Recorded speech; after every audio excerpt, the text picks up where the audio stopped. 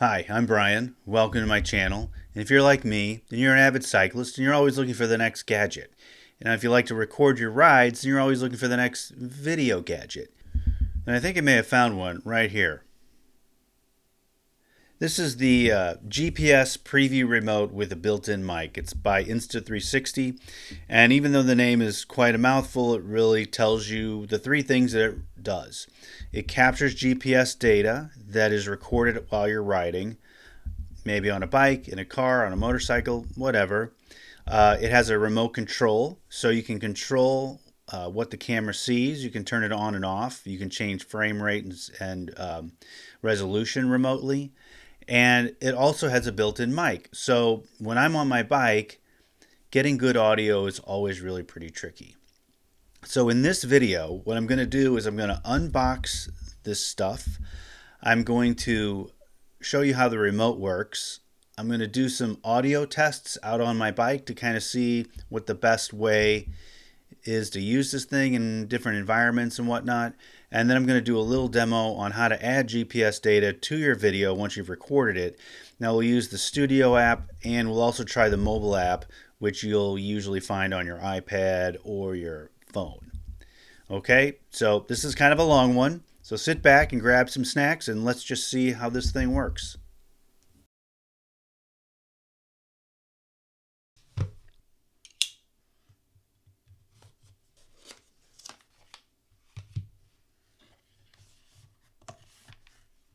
All right, let's dive into this one first. There's just so much stuff everywhere.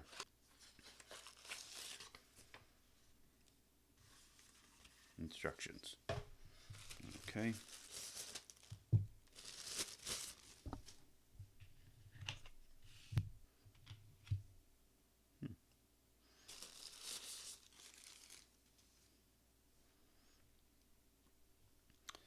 Okay, so here's what we got.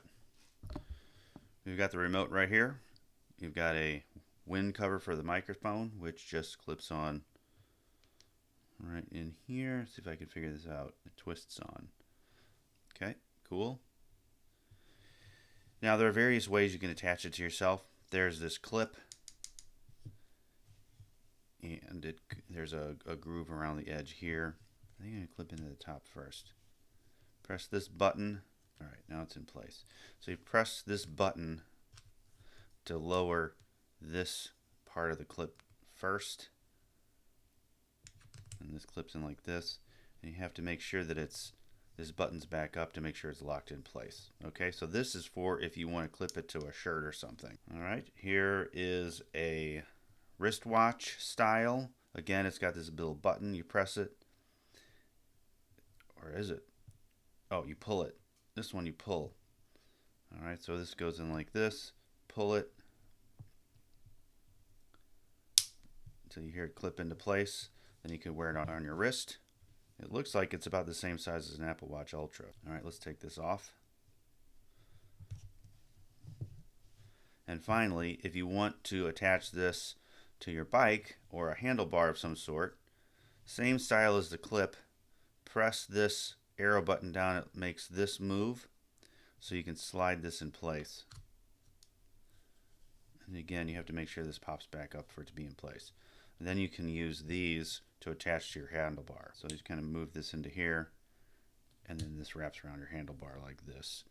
And you get various, looks like they gave you various sizes of bands based on your handlebars. This really seems to be something geared towards cycling or some outdoors events, as opposed to just like an indoor usage. So I am looking forward to trying this out on my bike. Here's a quick example of how this remote functions. When you want to change the camera settings, make sure this slider is on the camera and not on the microphone. Now, if I want to change which type of video I want, I'll just press this button here and change it to pure video. You can see it change on this side over here. If I want to change it back, just do it here and it changes back. Same thing for frame rate and resolution. Let's just make it 8K 40 or 8K 25. There it is down there. on the camera. Let's just go back to what it was originally, 5K 30, and you can see it reflecting the camera over here. Swipe down.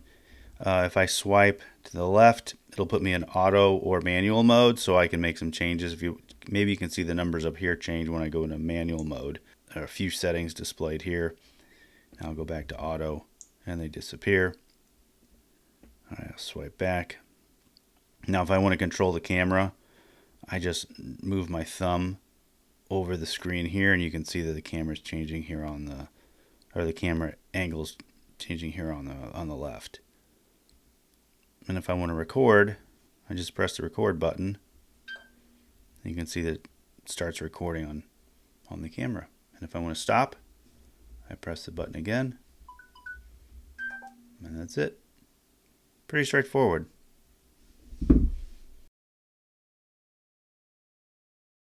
In order to make that happen, I'm going to switch it over to audio mode.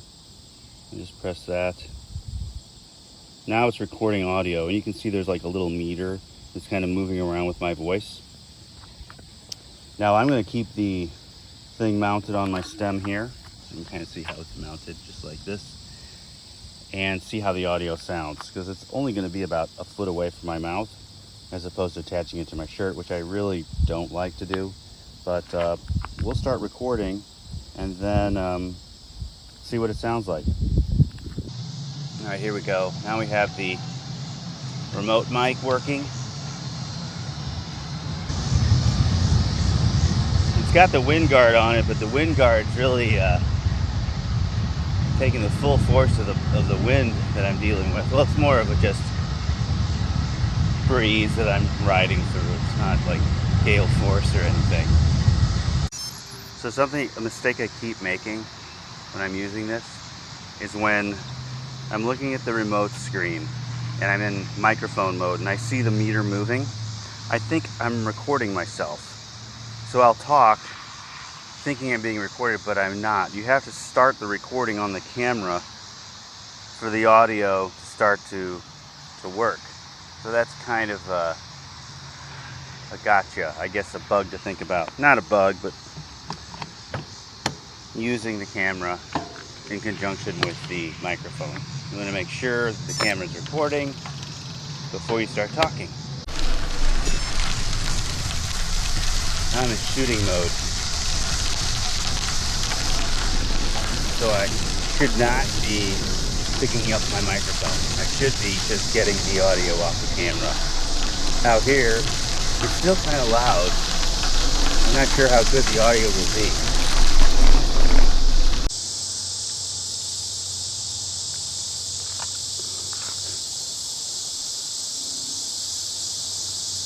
So I came back to doing one more test with this guy right here, the GPS remote, because I feel like I didn't give it a fair shake. I used it the whole time mounted on the top of my bike, so I felt like the sound was a little too windy with where it was positioned, so I wanted to see how it sounded attached to my shirt. Now, the problem with this thing is you can't really attach it to your shirt. I mean, they give you this little clip that you can attach to the clip, but it doesn't really attach well in a situation where you might want to cycle with it. I mean, this is kind of awkward. That doesn't really work well there. It doesn't. I don't want to wear it here because it's like bashed up into my neck. So I'm going to try a different way. What I do a lot is wear this water pack. So this would be a good opportunity for me to clip it onto this, because this is a realistic situation where I might wear something that I could attach this to. So I'm going to do my test again with the water pack, a clip to the water pack, and we'll just see how it works. I'm back down on this test strip of road. It's somewhat secluded. There's a good breeze today. Got some bugs on the side here. They kind of add some extra sound. We're riding with the microphone mounted on the bike stem, just so we can get an idea of what it sounds like as we ride down this quiet road. The things I do to test devices that I get. Okay, here's a short video that I took that I want to add the GPS data to. I've done a little bit of editing on it already, nothing too crazy. Now, if you create a video using the GPS remote, one of the icons along the right side here, you'll see is this stats icon. It looks like a little speedometer. If you click on it, you're presented with a bunch of different styles and templates that you can pick from, as well as what sort of data you want to display. So let's say, for sake of argument, I want to use the classic style. I want to display routes and speed and, oh, I don't know, how about distance? And it adds these data points onto the screen, and you can actually move them around wherever you want. So let's just say we'll move distance down here by the trail, and I'll have the speedometer over here. But this is what will be recorded on the screen itself. Now, some of the style templates, you can just kind of give you an idea of what you're looking at. This is what the BMW looks like. You know, it's the same data points, just styled differently. Energy, you've got, what is that, speed, rhythm, this is cyber. You know, that's just a bunch of different choices. You find one that you like and you go with it. Now when you hit play, you'll see the numbers change, and so here's the distance changing, the speed is changing. You can kind of see the direction of the arrow changing as I move around the bends, and also you'll see it progressing along the trail.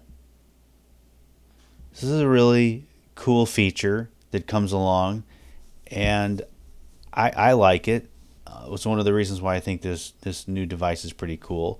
Now, how often I'll use this, I'm not sure, but I'm glad I have that ability.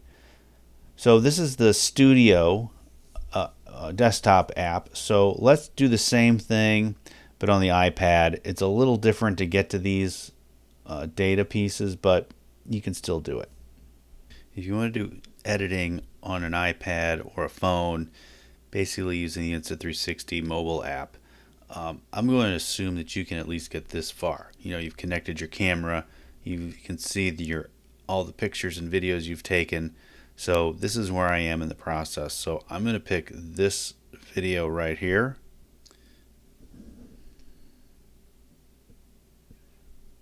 I'm going to pause it. Now, if you want to add the GPS data, you have to first start by looking over here on the left hand side. You've got scissors, you've got a diamond, you've got a camera in a box, and it looks like file folders, and then an arrow. The second one from the top, the diamond with the plus, that's your keyframe menu. So let's click on the keyframe menu. Alright, here we are in the keyframe menu. The next step you have to do is down here, this arrow, click on it. Alright, then down here at the bottom, you'll see a few choices. One is edit, so click on it. And finally, we start seeing some data that we can use. Like here, right here, is the stats choice. So we'll click on that. Okay, and here's the default, the BMW with a whole bunch of data points added. So let's just clear off all the data points that we don't want. We'll just clear them all off and start from scratch. We'll pick the classic just like we did in the studio test. And I like miles, so I'm going to change everything to miles. So I'm going to pick speed and route and distance, same as the last demo. This trail right here kind of represents everything captured on this recording. So you can move these widgets around anywhere you want. Move it here. Maybe I'll make it a little bigger so it's easier to see. Maybe I'll move this up here instead and make it a little bigger. Okay, then when I hit play, you'll start seeing these numbers change. Okay, here we go. 13, 14, 15, and you can see the distance changing as well over here. That's kind of neat. And you can see the arrow representing me as it moves along this course.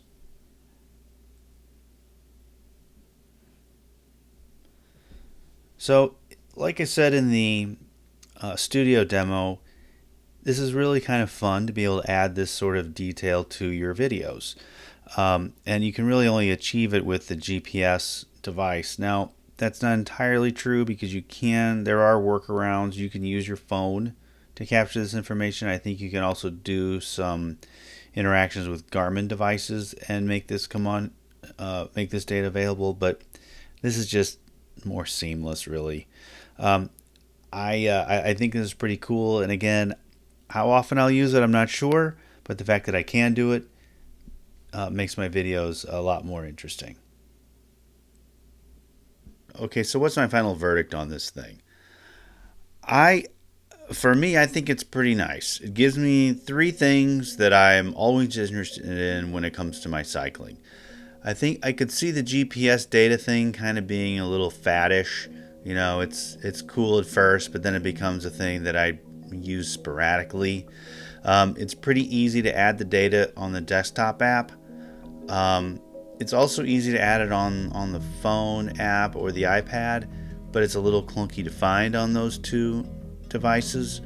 The remote control is very handy. Just being able to start and stop this thing, let alone change the resolution or the frame rate, that's nice. But being able to start and stop it is really nice. The microphone, I feel like if you can wear it here, then your sound quality is going to be better than if you have it mounted on the front of your bike like I was doing in some of my tests. I guess I'd like to see the back of this magnetized so I can just stick it to my chest, kind of like the Mic Air. Needing to use a clip to put it here. If I don't have something to clip it on, then it just doesn't work. I don't want to wear it up on my neck, and I don't always want to have to carry a water pack, so that's kind of a drawback, but I mean, it's a small one.